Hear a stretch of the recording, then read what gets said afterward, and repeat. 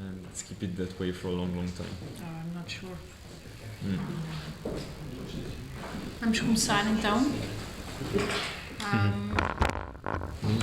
Okay. Good afternoon, everybody.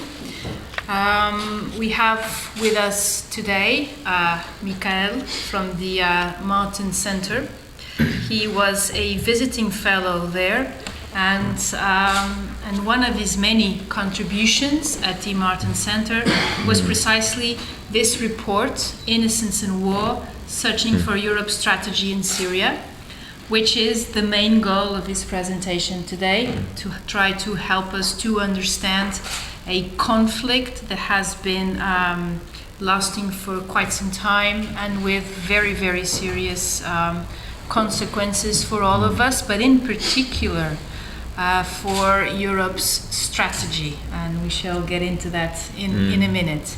Just to let you know a bit more about our guest, since 2010 he has been deployed in several NATO field operations as a political advisor, and he continues to serve the French army. Yeah, it is true. As a reserve officer at the Joint Force and Training. Prior to that, he was a political activist for France's centre-right party, participating in numerous elections since 2004, and eventually working at the information service of the French presidency in 2008 and 2009. His current focus is European defense, counter-terrorism, and on the Middle East.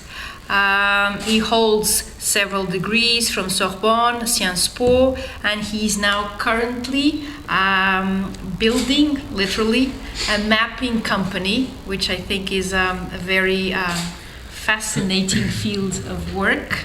And we are very glad to have you with us. And on behalf of the Institute, Marta Costa, I thank you for coming from Brussels all the way here to Lisbon. Thank you.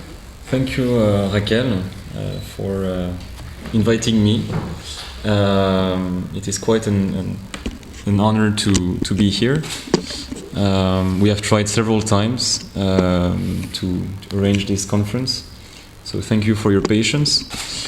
I will try to be very brief. This paper is really about what the EU, the European Union, is doing in Syria. Because many often you hear about more sexy topics. You hear about, for example, no-fly zone in the debates on Syria. You hear about Russia, you hear about America, big statements, but you never hear about what Europe is doing concretely on the ground, and the main thing we do, and I have to be frank with you, almost the only thing we do as Europeans is giving aid, is giving money, and we will see this later on. We have given 5 billion euros since 2011. I told you this. This means that each of you in this room have given so far 10 euros from your pocket to this conflict. And when I say 10, it's closer to 20, but let's say 10 to be nice. And so what I try to do in this paper is try to assess if those 10 euros were useful or not useful, and what are the consequences of those 5 billion euros. And I've been, thanks to the Martin Center, I was on the ground, I was in Syria, no, I wasn't in Syria actually, I was on the border, but I was in Jordan, I was in Lebanon, and I was in Turkey to talk with NGOs and with the UN. And the presentation that you have here is a summary of this paper. So I think on the first slide, basically you have, I tried to do a summary of the aid that the Europeans have given. So this is from February 2016. You see, it's quite recent. And it's very interesting, actually. I mean, I know its numbers, so sometimes it's a bit boring, but those numbers, they show you so much. You see that Germany is giving 1 billion and 300 million euros. And then you see the EU, so all of us in this room. 1 billion euros. And then you see the US, and then you see again a European country, the UK. So after calculations, it's 40%, 40 to 50% of the aid is coming from us.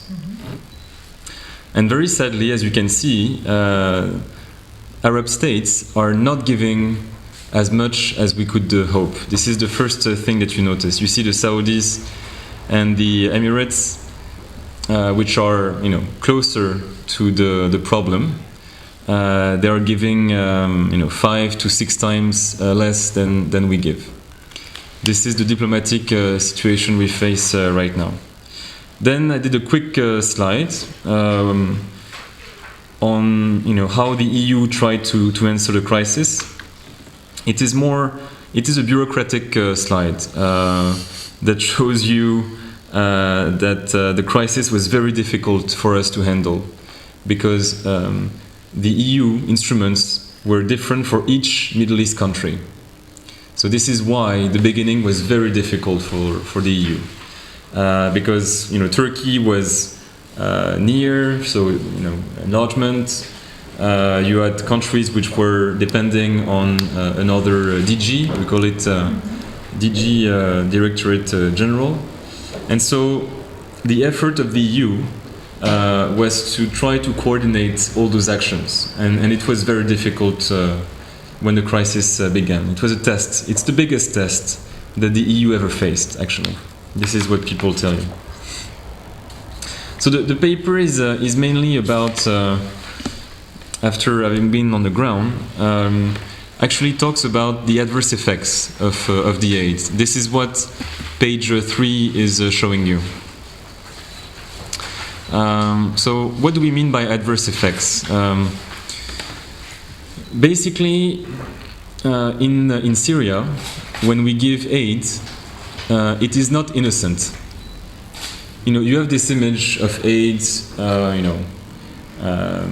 nice UN person giving food to someone and helping this person. And of course, this is what we have in mind. This is what we all hope for. That the money is going in the right places. But Syria is so complex that this is not happening this way. Some of this aid is being diverted to Bashar Assad, and some of this aid is actually being used by the Islamic State. This is what you hear from the ground. Because they control the ground, and this is what The Guardian revealed in August. So actually this was in the paper 6 months ago, but now it is becoming public with The Guardian. So The Guardian said that $13 million of UN aid has been given to NGOs controlled by Bashar Assad for agriculture, and everything is a bit like that. And as I told you at the beginning, 50% of this UN aid is coming from us, you see? So when The Guardian says the UN finances Assad, actually, 50% of this aid is European aid, because the cooperation between the UN and the EU is so strong. And so what we have tried to do with the Martin Center is ask MEPs to do an audit, to do some kind of investigation, to reassess those funds, where they go, and how they reach the Syrian population. So it is not a paper which is going to tell you about what to do in Syria, where to strike, should we support Bashar Assad or not, or it will not tell you what to think about the Russians. It will just show you where your money is going. That's it.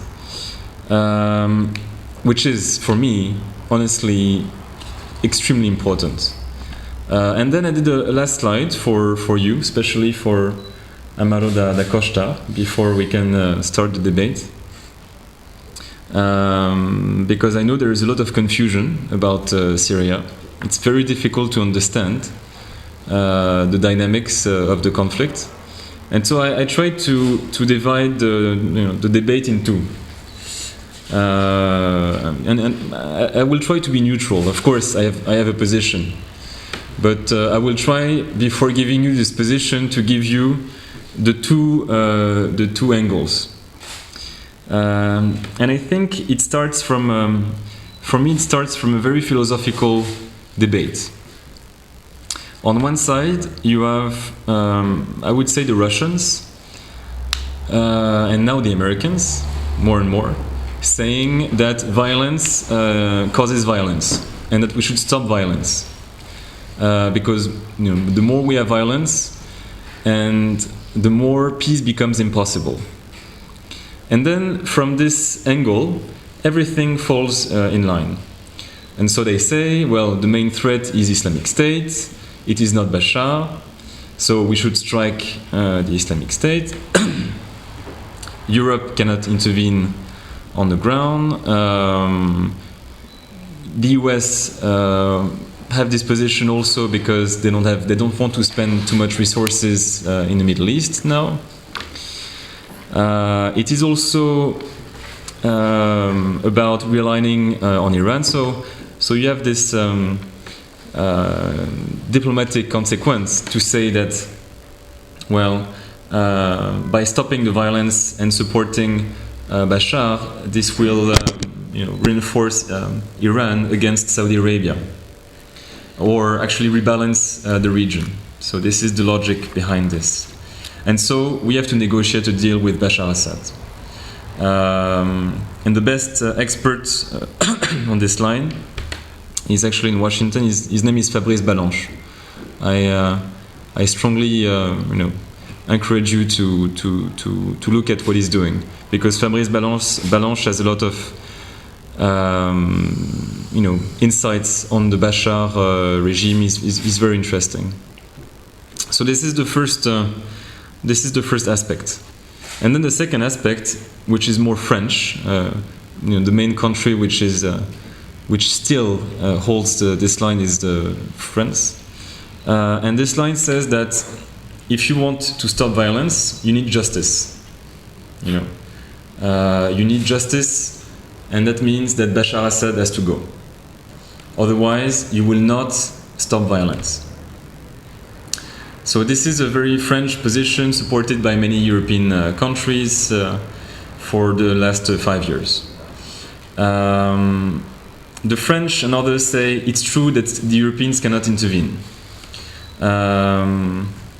But basically, they say that this side says that a precondition, if you want an end of violence, is that Assad has to go.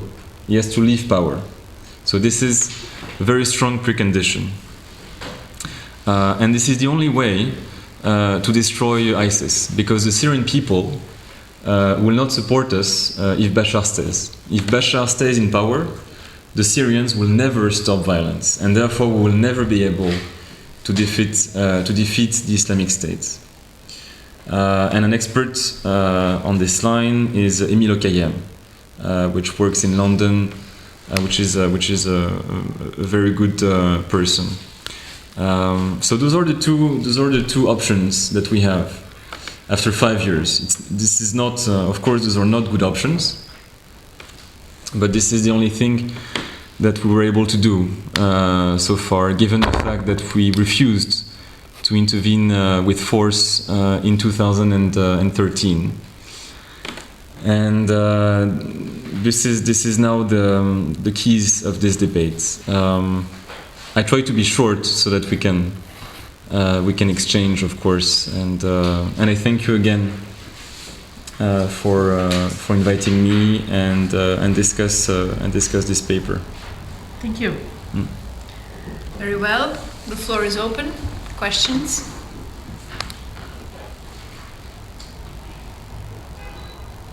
Are there any other options besides these two we pointed? Yes, I mean I mean you have of course different ways,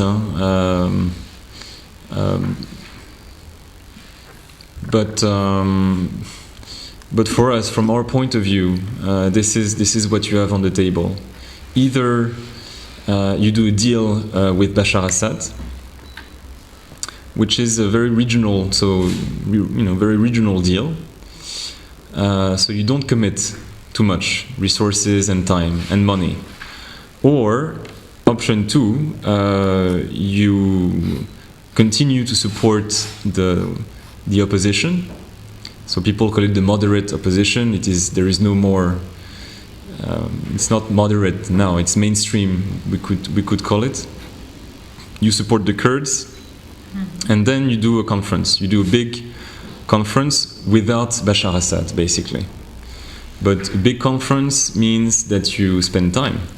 The Americans did that in the 90s with Israel and Palestine, and it was a huge effort. So those are the two ways. Either you do a deal, short term, to stabilize the region, or you do a conference with all the regional players, and you try to reach long-term stability. But that means you put money, perhaps troops, because you don't do a conference without putting more troops. No. And also you give more money to solve this.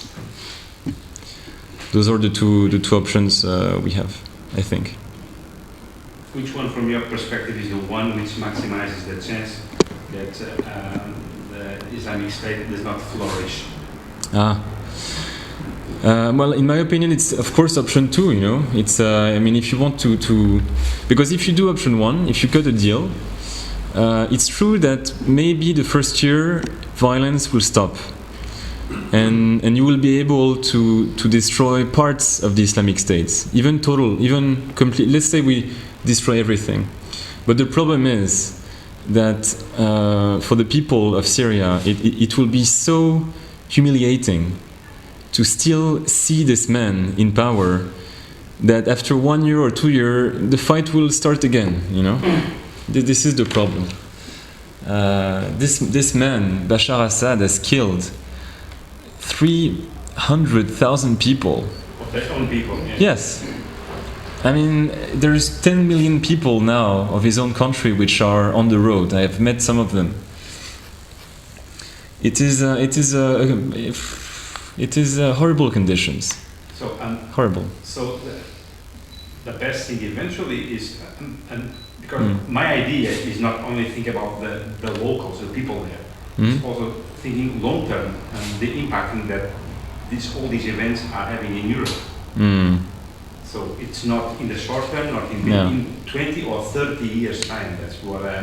Because if I speak with Swedish people, with whom I'm working with, sometimes there are plenty of concerns there. Because I know. It's not only in this area. Yeah. You're talking about migration, which is we could talk about this if you want. It's not talking about migration is because I think the Western concern is how much can we or which solution is better worldwide, not only locally. Yeah, but the better solution is that you do a conference where you have Saudi Arabia, Iran, Turkey, and you try to bring stability this way, pouring money, because the money that we pour right now, it's just a bandage. It is not constructive. It will not end the conflict. We're just helping, putting a bandage on the situation. But honestly, you may know this. When you want to do a conference like this, especially with the Saudis and Iran, you have to put troops. Otherwise, people do not listen to you. And as Europeans, we cannot do it. The Americans can. But the problem is that now they're focusing more and more in Asia and less on the Middle East.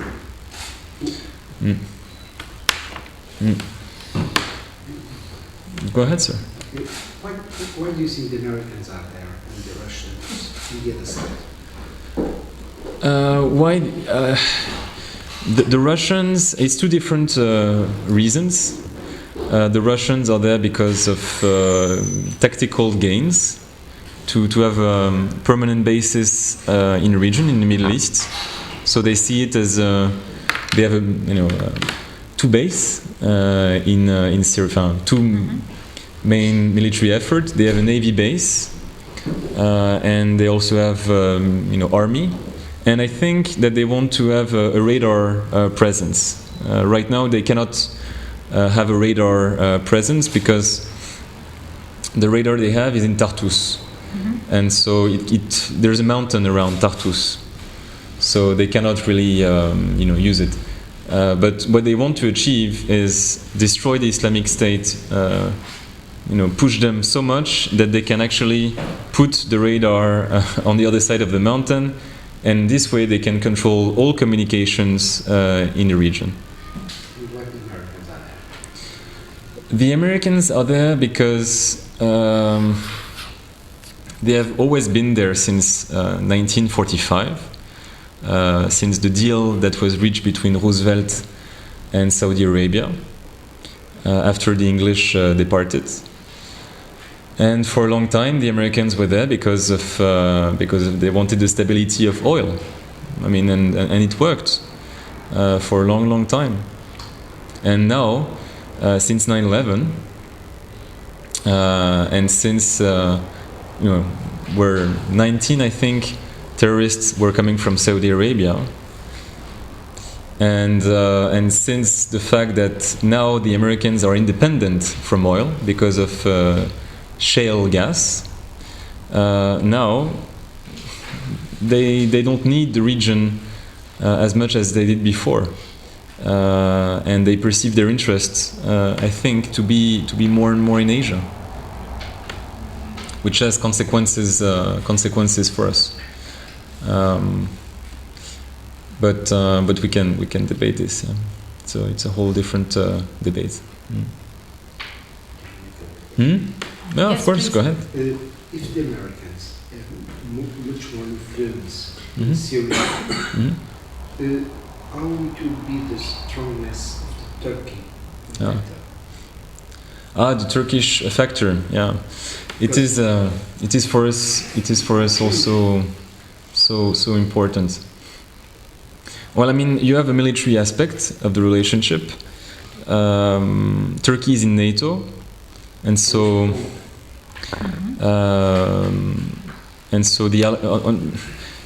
there is no. I mean.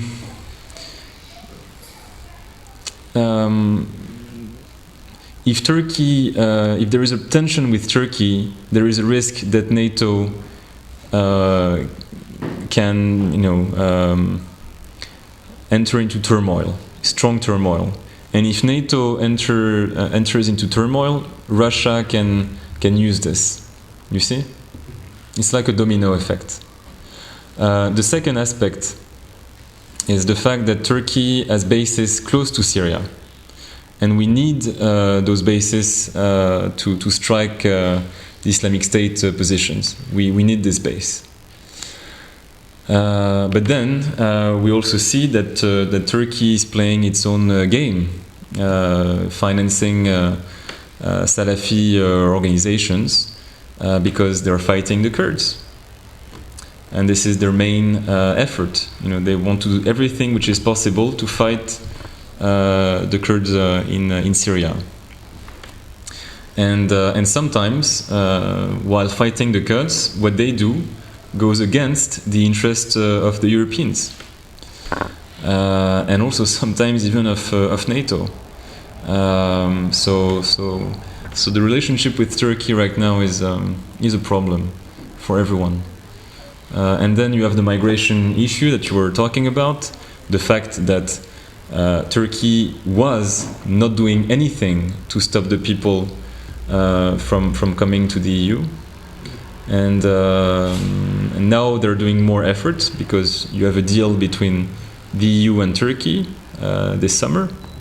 So now you have more police pressure by Turkey, but the relationship is not splendid right now. If America has more influence in Syria, would will Turkey will be not so strong for the Americans in the region. You mean Turkey will not? It's important to be in Syria, to influence Syria. Yeah. To have less power to Yeah. I mean, basically, it's all about priorities. You know, what you think is a priority. For America right now, the Middle East is less and less a priority, and therefore Syria is less and less a priority. You even see that, for example, when you take business, you know, which we don't, you know, hear enough. I think, you know, American companies even are not present. I mean, they're less and less present in the region. You know, they're bidding less and less. And they're being replaced by Russian companies, And Chinese. and Chinese. I think this is a very strong sign, which shows you that the attention is going more and more elsewhere in Asia. So we, as Europeans, we're saying to Americans, you break it, you own it. So you have intervened in Iraq in 2003.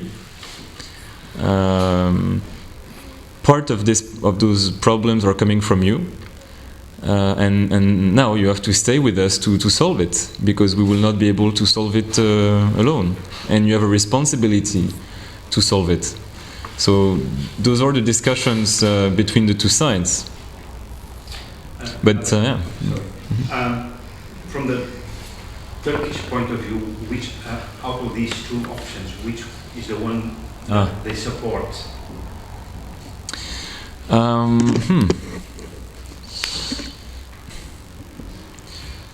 Actually, it is very complex. They would support the French position more. I mean, but now it's a bit changed. It's a very recent change. Now, for 5 years, they said, Turkey said anything but Bashar Assad. Because Erdogan has a personal problem with Bashar Assad, and but now it has changed because Erdogan has met Putin recently. It's realpolitik, you know. It's the old 19th century realpolitics. So they met after, you know, they had problems a year ago. You may have heard about this, and yeah. And now the Turkish president is more and more aligning with Russia on the first option, which is to say we need to cut a deal quickly with Bashar. So unfortunately, force is, you know, becoming more and more sexy these days, and diplomacy is less and less relevant as a tool. And I think this is the saddest part of this crisis. It's the fact that the consensus, the post-45 consensus we had with the UN, international law, I think it is being put in question now by this situation. Because people say, well, look at Russia, you know, some people take Russia as a model, you know, saying they have used force, it's working, we'll do the same. And so all the system that was put in place since 45 is now in question. I think this is also important, an important message to say to the US, because if they think that they can go to Asia and that you know, things will go back to normal, I don't think that they perceive this correctly if they believe that, because honestly this is not just the Middle East. It's about it's about conflicts. It's about how we can solve conflicts and the perception of violence on this planet. You know, the level of violence on the planet, and there is a risk that it spreads. Is it possible to negotiate a kind of interim solution with this Assad, so that we keep him in power, and in kind of an interim, 5 years, 10 years, whatsoever, so that later on we could have some. I mean, from the hypothesis point of view, we can put everything. We can throw everything in the board. But I don't know if people are thinking about it, yes or no. Okay, it's good for the short term, but then we think about the long term, because at least we can stabilize the region. This is the whole debate. Aside, I mean, all moral aspects we are putting aside when posing these kind of questions. So I think I'm hijacking somehow the questions. But this is the first option. Yeah, it's. But you know, when you say let's keep him for 5 years, honestly, you know, even if you say we keep him for 6 months, then you have the reality of power. You know, he's going to stay. So it is not a diplomatic paper that will that will solve the situation. You know, it's not because you write on a piece of paper you stay in power for 5 years that he will stay for 5 years and then calmly leave. And unfortunately, it doesn't work like this, especially right now in the Middle East. So either you are frank and even you use force now, or you cut a deal. Honestly, all this talk about 6 months, 1 year. I don't think this can work. People coming out from that region. Yeah. To Europe.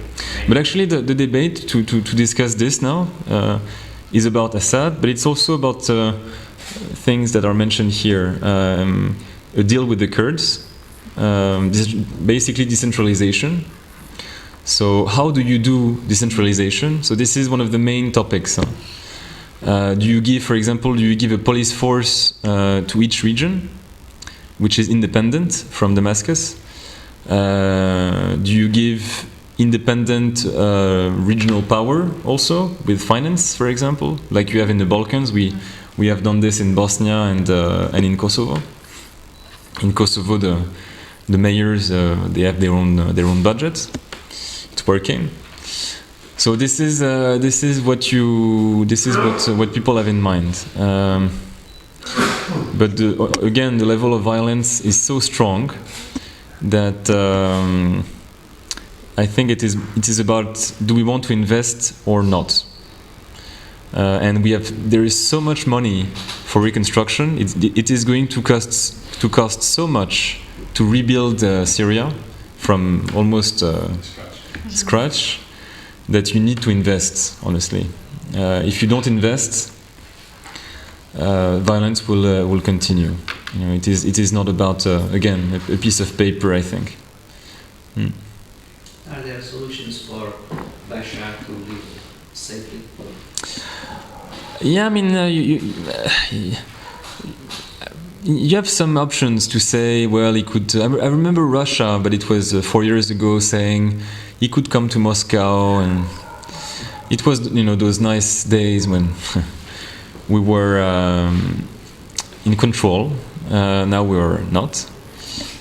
So you had people saying, you know, we could help him leave peacefully. But I have to say that this man was stronger than all of us were thinking. Especially in 2015 was for him. It was, it was a year of solitude and near death. The Islamic State was pushing.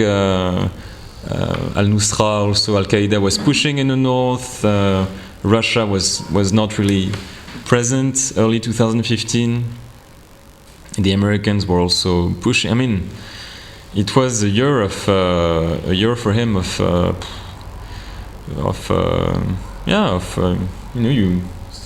you face death, you know, and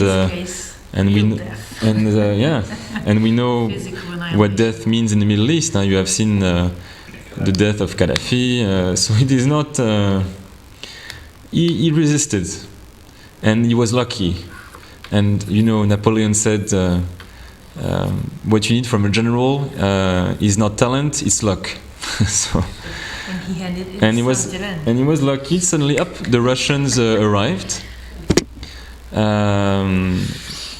independently from his own, I think, decision. They came because Putin made this very, very risky bet to come, and it didn't work.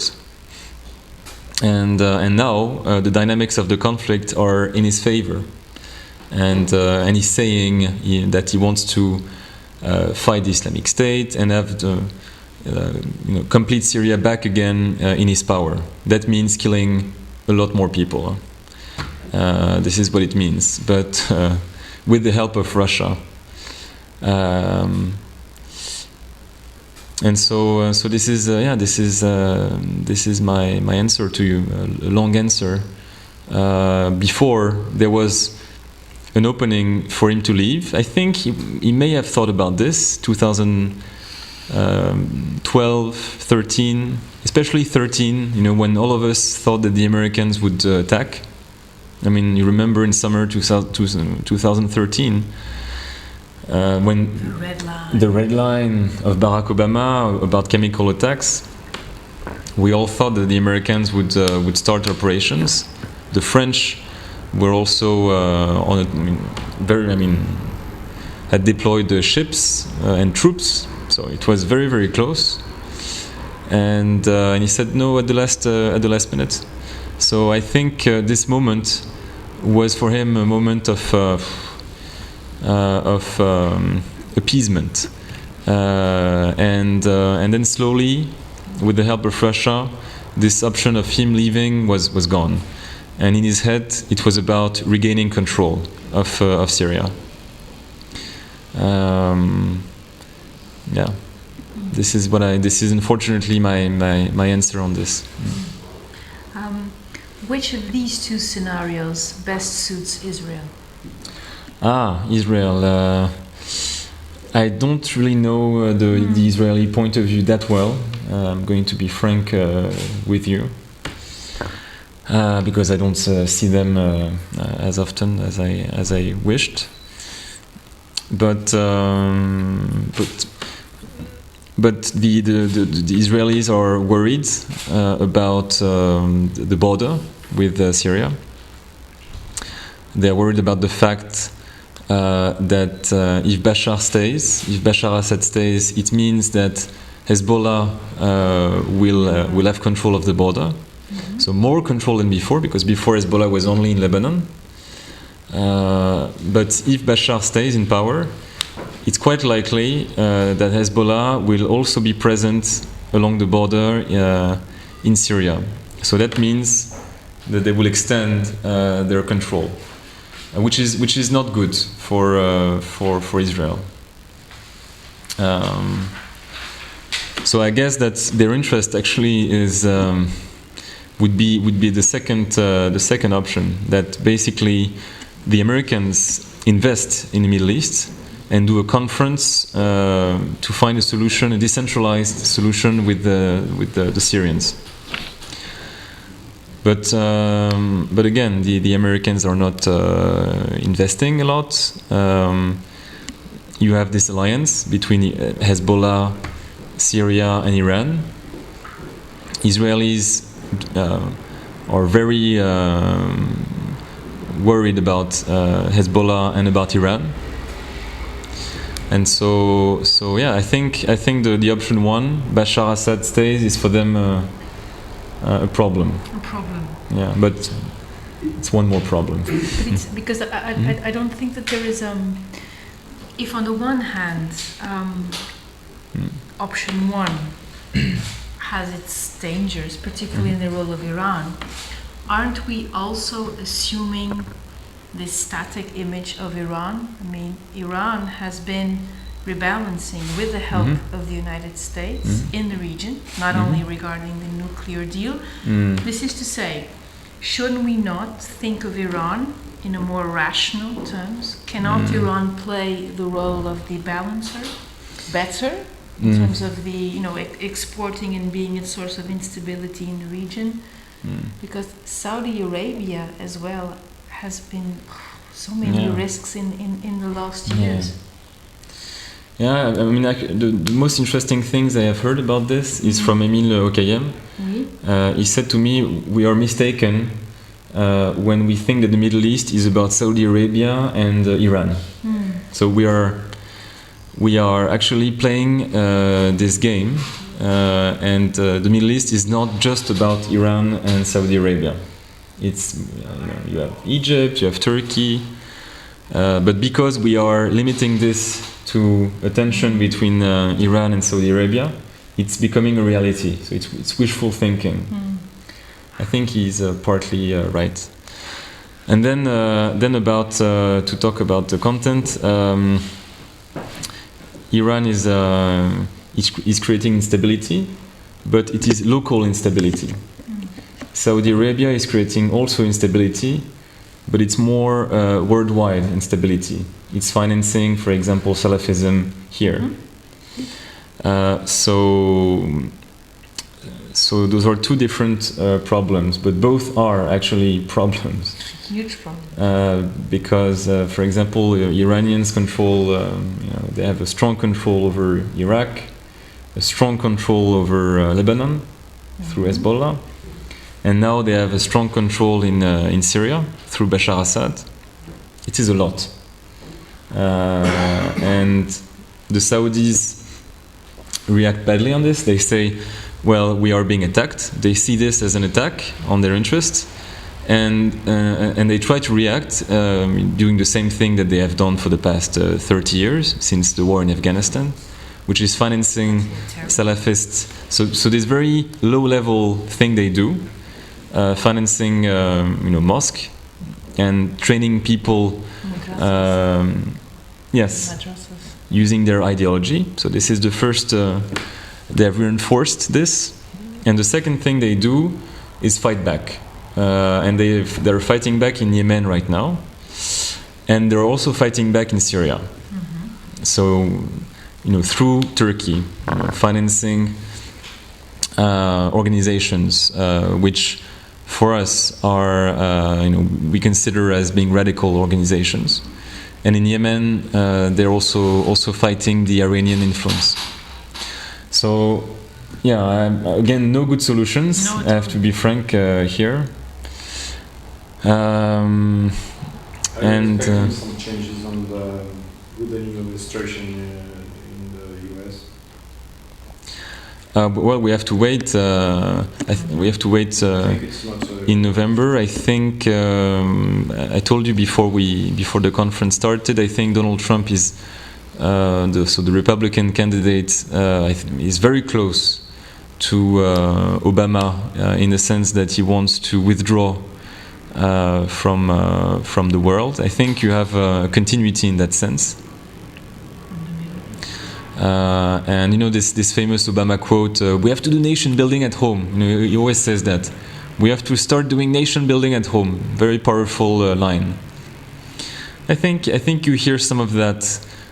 With Mr. Trump, but of course with a very blunt and crazy manner. And with Hillary Clinton, we have something quite different from Barack Obama. I think we have more. We will have more intervention, and some even say perhaps less. Less closeness with Iran. So a different, a very different strategy than Barack Obama. So we will see. I mean, Americans will decide in November, and it's up to them. It's up to them to vote, and it is going to be one of the most important votes of this country, and this will have a huge impact on Europe. For reasons that I think you guess in this room. If Americans vote for Donald Trump, they will vote for an acceleration of isolationism. So they will vote for an acceleration of the withdrawal of American forces. And that means that we will have to invest more in the military in Europe. This is what it means. Mr. Trump wants to renegotiate NATO. That means that Americans will give less funds to NATO. right now 70% of NATO budget is covered by Washington. With Mr. Trump, it will stop. And so if it stops, it means that we will have to make up for it, because we have so many threats right now. And I think some nations have diminished their budget so much in Europe, especially in Central Europe, that for them it will be a tough social moment.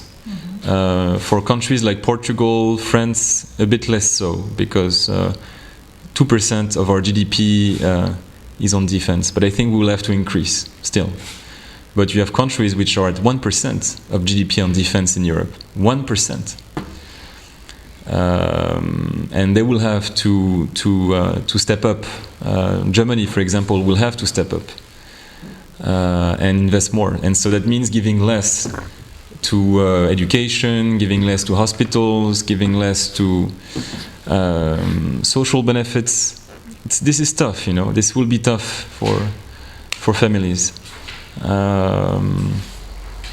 So the consequences will be, for us, if Trump passes, the consequences will be very direct and felt. If Clinton is elected, it is a bit business as usual in a way. Even though you will have some shifts on the margins. But I think what is good if Clinton passes is that she will invest. It is quite likely that she will invest time in the Middle East. And we need that. We need the Americans to spend time in the Middle East and resources. And I hope that she will do this. I really hope that she will do this. Okay. Mm-hmm. Thank you. More questions? No. So I think we'll stop here. Thank you very much for your kind. Obrigado. Thank you. Portuguese. And thank you for your availability in answering all the questions. And we hope you come back. Thank you. Thank you again. Merci à vous. Merci.